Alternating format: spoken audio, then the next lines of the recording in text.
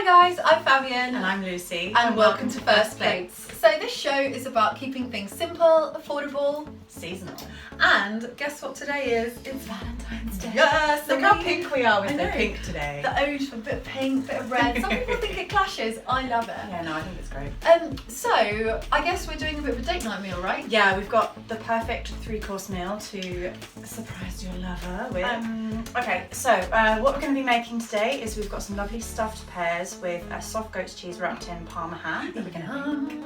Then we've got diced venison steak that we're going to do with a blue cheese sauce and crushed or mashed celeriac, more accurately. And then my favourite, and you're kind of on the fence, massaged kale with walnuts. Why do we massage it? I don't understand, and I can't wait to see this. It honestly does make a difference. And then dessert queen. Oh yeah, we are going for a little alcoholic chocolate mousse.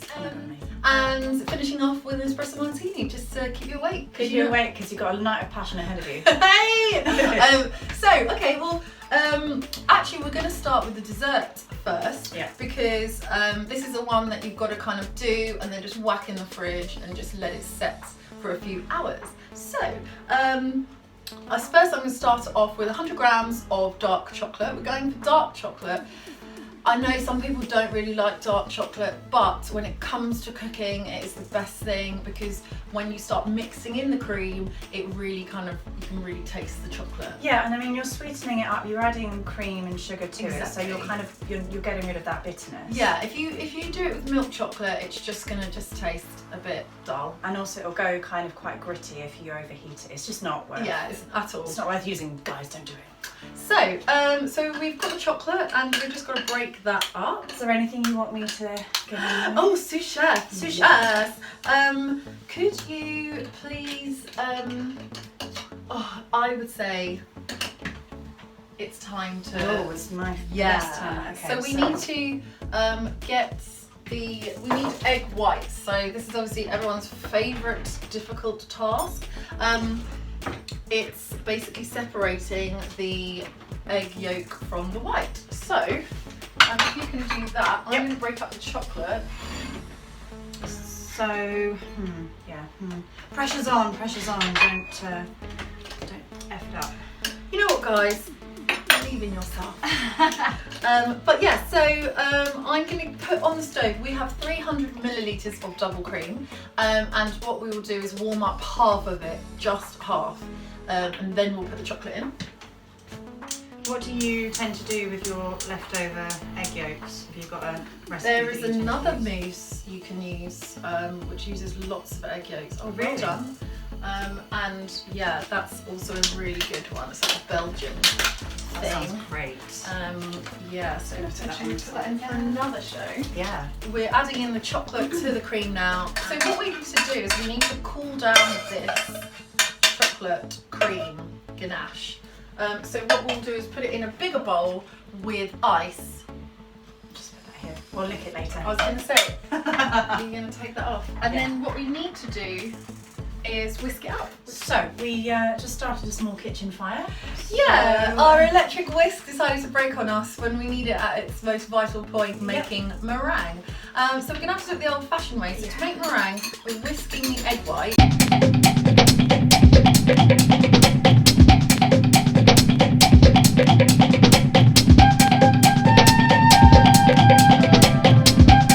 So as I'm whisking, I'm just going to start putting those in. So make sure that you incorporate each spoonful of sugar before you add the next one in.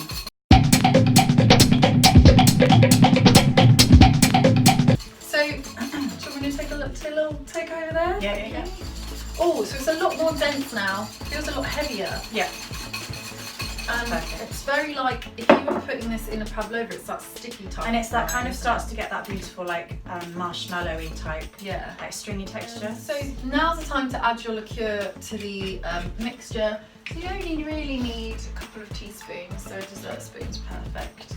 Just really depends on how alcoholic you want it, to be honest. Yeah, and you don't want it like subtle terms. Yeah, and you don't want it too liquidy because you've just made it light and fluffy and smooth. It's a bit like when you're making icing sugar. You do it too much and it's a bit becomes a bit watery. So once your chocolate is nice and smooth, you fold in your sugary meringue mixture. And the idea is the whole way through with this, you just want the whole thing to be light. Because it's quite dense, but so it's a soft fold. So yeah, so you wanna make sure that the meringue mixture is equally mixed into the chocolate, and also this is something you could do the day before. You know, it's something that really needs to be kept in the fridge for at least 4 hours. Yeah. So do it in the morning, do it the night before. Do it when you come back from a night out if you really want to. That's the time when people like clean. Apparently so. I don't think I've ever come back from a night out and cleaned. Oh, well, apparently that's my forte. So I've got to say it's when you do that, you're winning at life. So you want to do it in equal measures. Oh, it's really thick. Yeah, you have to touch it. You've got to get involved. Don't be scared of what you're making, you know. It's a very tactile dessert. And then what you can do is, don't worry if you do get it on the sides, because we'll have a little bit of a tidy up afterwards. Yeah. And then I guess once it's firmer as well, it'll be easier to clean up the mess that I've made of it. Well, no, you do it now so that it doesn't stick, because otherwise it just solidifies once it goes in the fridge. The good thing with this is we're going to cover it. Don't worry too much about the way that it might look on the glass, because we're going to cover it in cocoa powder. Excellent. Nice. There you go. Excellent. Cheers. Cheers. I'm putting that in the fridge. Oh. I know, right? So we can start on our Starter. yeah. Yeah. So now that we have our mousses. A mousse. Mousse? Yeah. So now the mousses are sitting in the fridge. We're going to crack on with our starter. So this I usually do with figs, but because figs are not in season, we're going to use pears. So I've had to think about a different way to do the recipe, but I think it's still going to, I know it's still going to work. It will definitely work.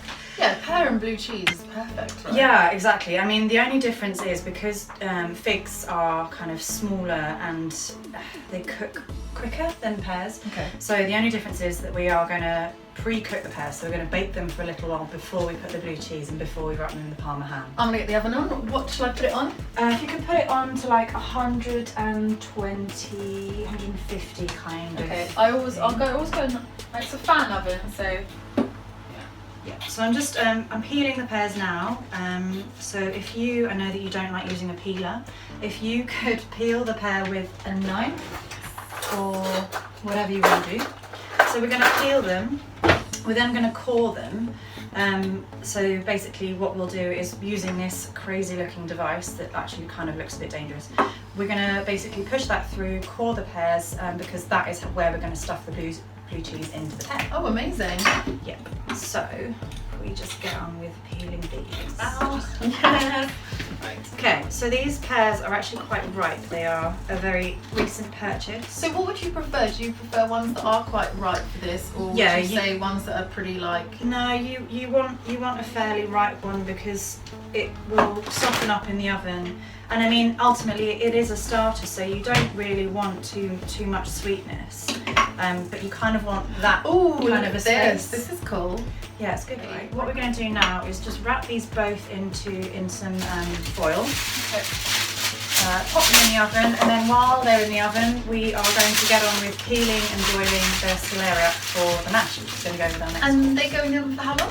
I'd say like 20 minutes because they just want to soften up. They just want to get hot. When they come out, we'll stuff them with the goat's cheese, wrap them in the Parma ham, and pop them back in the oven for maybe 5 to 10 minutes just for that goat's cheese to go all nice and melty. So, just to crack on with our celeriac mash, we actually need to do. So I'm going to put some roasted garlic into this. Okay. So I'm going to just grab more garlic. Oh, she's here. Fridge. Where's your garlic? Okay, so garlic, bit of a divisive one to have on Valentine's Day. But so good for the heart. So good for the heart, and you know, blood flow is quite important.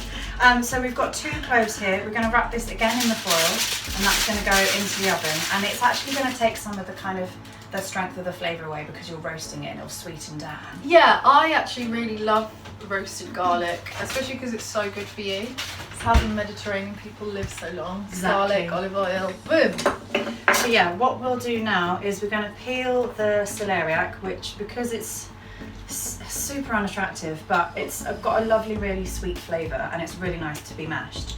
So would you say I guess it's healthier than a potato? Yeah, it's still got that kind of nice carby, starchy situation, but again, it's in season, and the kind of fresh flavour of it goes really well with the venison because it's obviously quite a rich flavour. So I'm just going to cut it in half eventually, just because that's going to make it easier for us to You're so strong. Oh Yes. Okay. So if you, chef, could crack on with peeling that.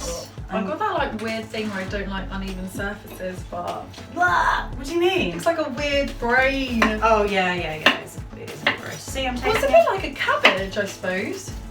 Well, kind of, but cabbages are leaves. Like this is a root, Yes.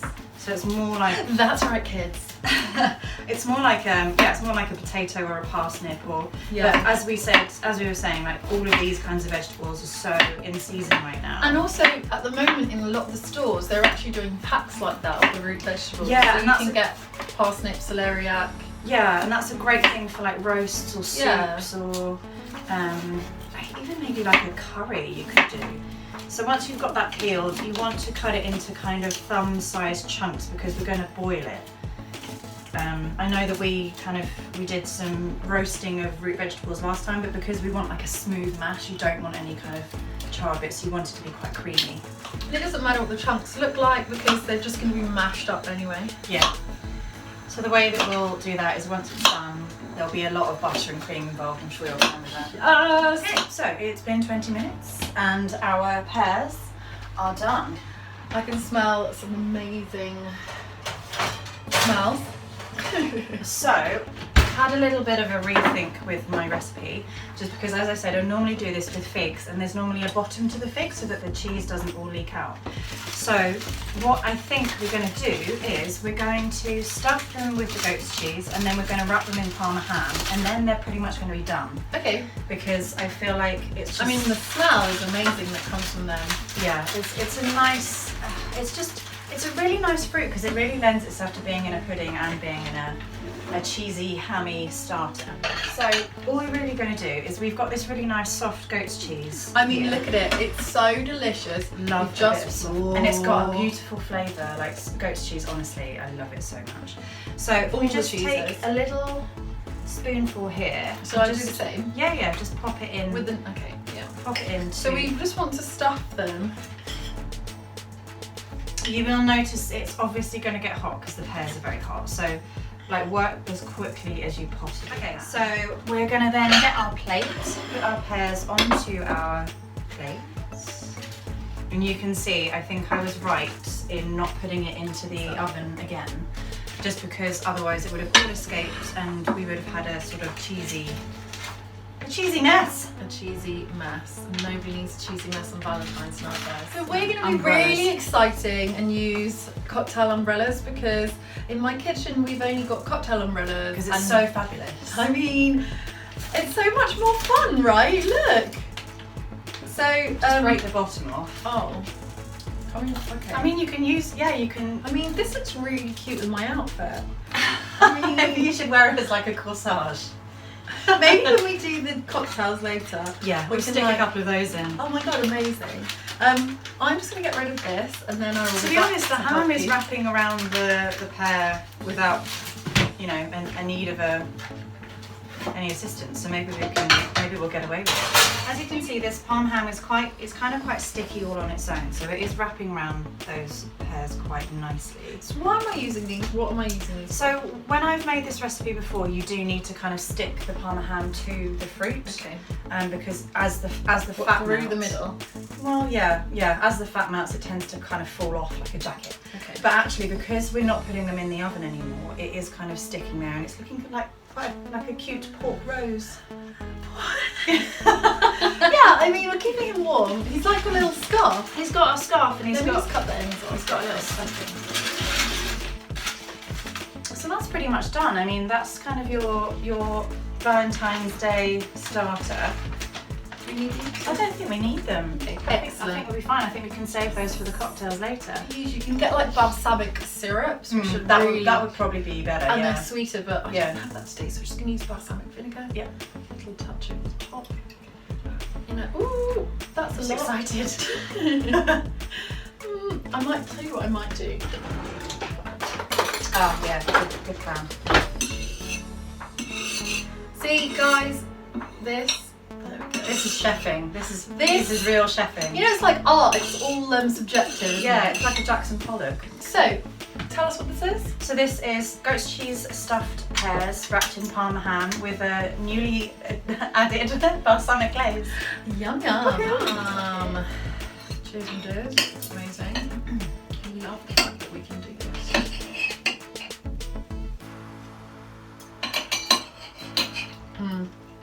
I think the balsamic was a epic touch.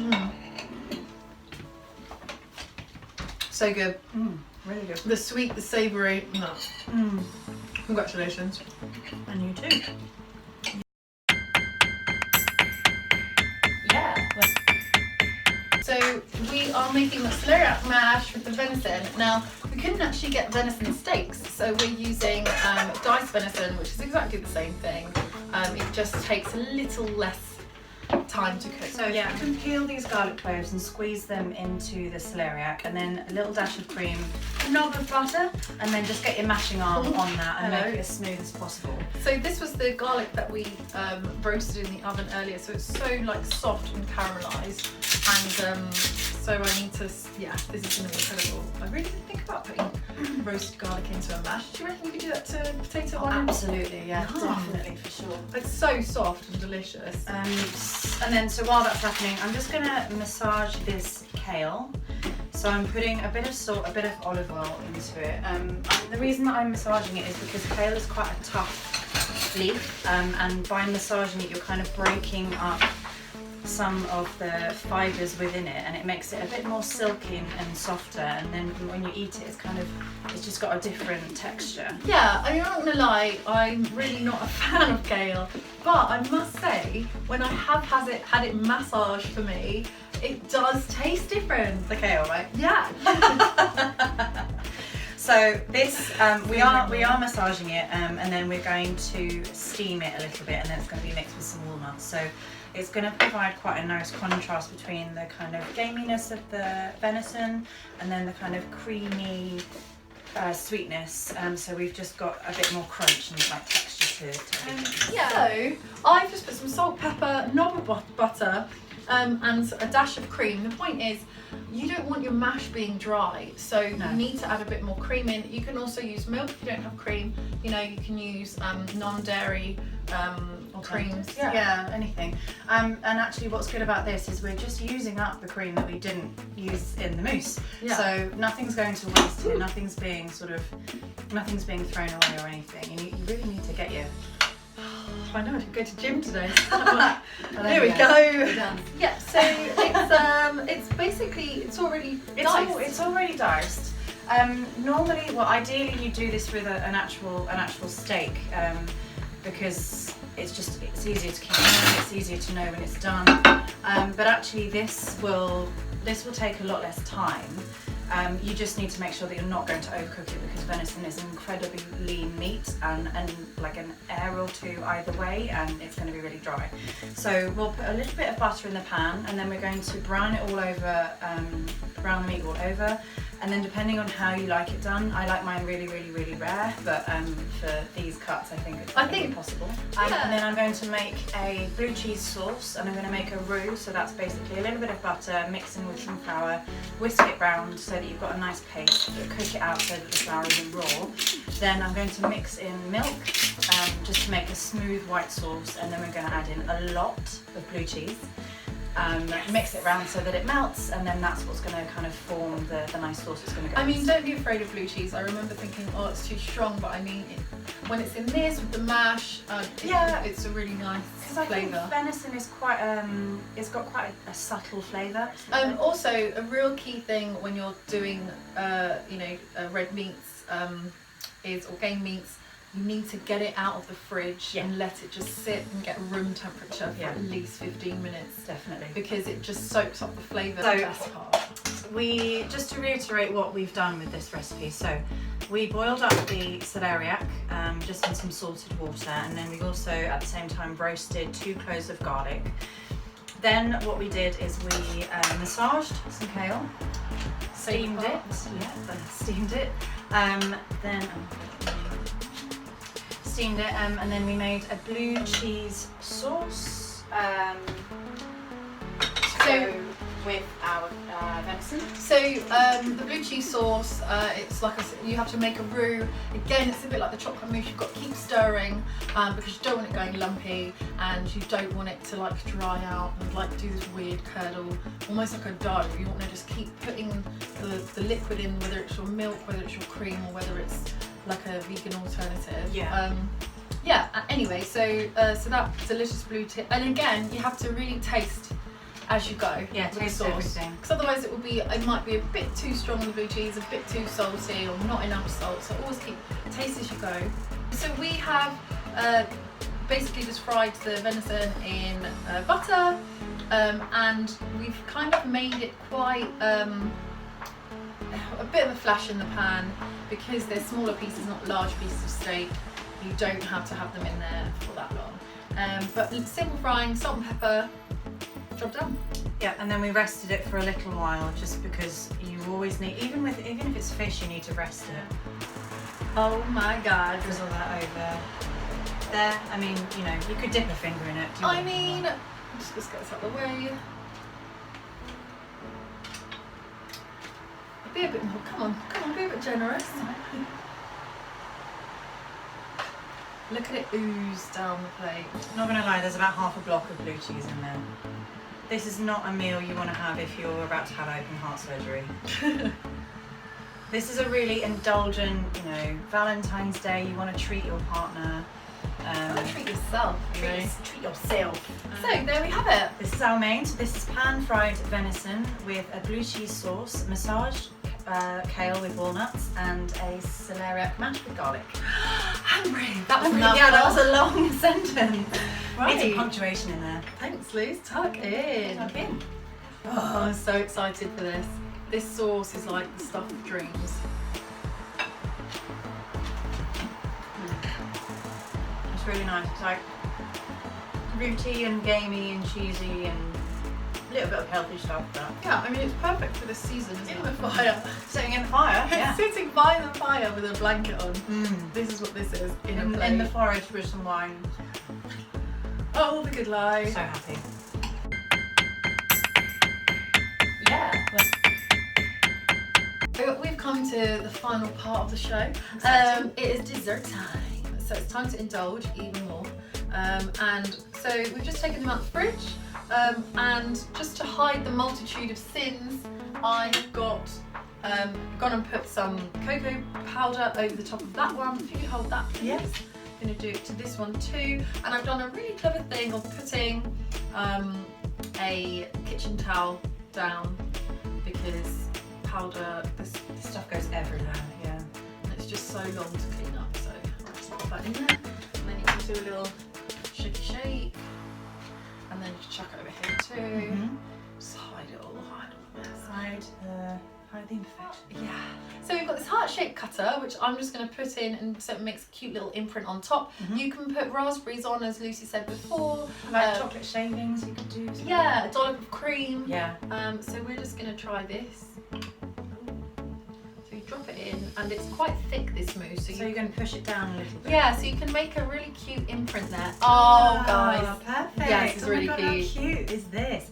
Can you imagine some cheesy guy like setting an engagement ring in the centre of that? I mean, I'm not going to lie, I would love that. Really? I love, give me all the cheese. Oh, okay. You know, all right. I've got room for nice guys. Anyway, so that is it with this Look one. how pretty these are. I actually quite like the little dusting on. Yeah, I know they do that. that I a know lot that. in restaurants, don't they? Yeah, for sure. So there we have it. You can put some shavings on. Probably, oh, we could put a touch of cream on, but no. Yeah, I think we've had enough cream today. So, I'm so excited to taste this. time for the taste test. Also, if you want to make a smaller spoon, so I don't know, taste. Why would you want a smaller spoon? So you've got more Eating time with yourself. it. Yeah. No. Dive in. Oh, the texture of that. Look at that. That is beautiful. Yeah, that is like mousse 101. There's so many things. Yeah, it's pretty good. Okay. I'm gonna have it anyway. We should do this first. Well done. Cheers, guys. Cheers. Happy Valentine's Day. Yeah. So we are doing the cherry on the top of this delicious indulgent Valentine's cake we've made today. Figuratively speaking. Good metaphor. Right. So it's the espresso martini, super simple. So we need fresh coffee and vodka and a coffee liqueur. So we use 50 ml of the coffee liqueur, which is 2 shots. I feel like this is a key drink to have all of that rich yet delicious food. Yeah, I mean the thing is also with espresso martini, it can be quite sweet. So I don't really like them that sweet. I do like quite a pronounced like coffee flavour. Yeah. So that's why we've made our coffee quite strong. Yeah. So basically lots of the ground coffee, Yeah. not so much water. And then 50 ml of the coffee liqueur, which is 2 shots of these. These cocktail shakers are a great investment. I feel like it's a good thing to have around the house. Around the house, you know. Just Monday casually, afternoon if you fancy a margarita. I mean, why not? Live your best life, you know. And then we need 4 shots of this because we need 100 ml of vodka. But remember, we're making this for 2 people, so you know, don't get too scared, but maybe get excited. Yeah, definitely get excited. So, how did the Nespresso Martini come about? Oh, I'm excited. So the legend goes that Naomi Campbell went into a bar in London, a really famous bar. She wanted something strong and she wanted something to wake her up. So the head barman there made her an espresso martini, and that is how an espresso martini exists, apparently. Oh God bless Naomi Campbell. Yeah. Many a night out would not have been as epic as it was without one of those guys. Exactly. So we put the coffee in, the coffee liqueur, the vodka, and the key thing to make sure you get that foam on the top is a load of ice. So do you need to do anything to the ice, or just chuck it in? chuck it in, but you know what it is again? It's that fabulous shake time. Yeah. Because you need to get that foam, otherwise it's just going to look watery.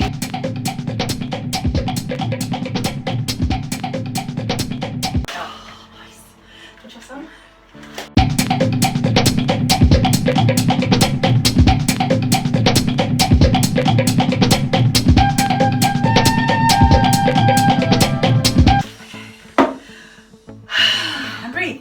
And breathe. We haven't been to the gym today, guys, so it's a bit strenuous. I think that's done. So just have a little check. Yes. Yeah, that's see like that super foam. frothy.